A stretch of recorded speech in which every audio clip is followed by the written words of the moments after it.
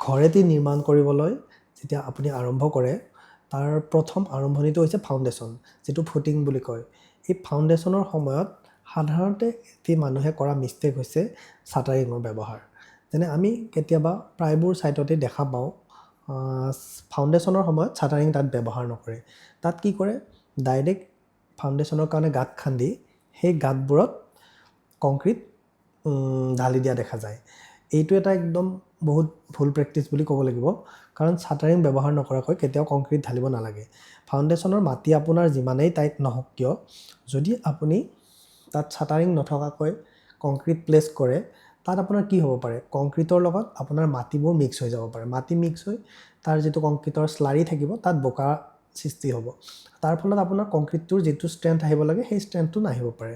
আৰু 2 নম্বৰতে আপোনাৰ যিটো কংক্ৰিট আমি কাভাৰ মেইনটেইন কৰোঁ ৰেইনফৰ্চমেণ্টৰ লগত, যেনে ফাউণ্ডেশ্যনৰ ক্ষেত্ৰত সাধাৰণতে 50 mm 2 ইঞ্চি এটা আমি সাধাৰণতে মেইনটেইন কৰোঁ। এই কংক্ৰিট কাভাৰটো আপোনাৰ প্ৰপাৰলি নাথাকিব। তাৰ ফলতো কি হ'ব পাৰে, ফাউণ্ডেশ্যনত আপোনাৰ ইন ফিউচাৰ ক্ৰেক আহিব পাৰে। কাভাৰিংটো বেছি হোৱাটো বা কম হোৱাটো দুটাই ভাল নহয়। চ' কি হয়, সেইকাৰণে আমি আৰু যিকোনো বস্তু এটা যেতিয়া তাৰ proper shape and size maintain কৰা হ'ব, তাৰ load carrying capacity obviously proper size maintain নকৰা শ্বেপ এটাতছে অবভিয়াছলি বেছি হয়।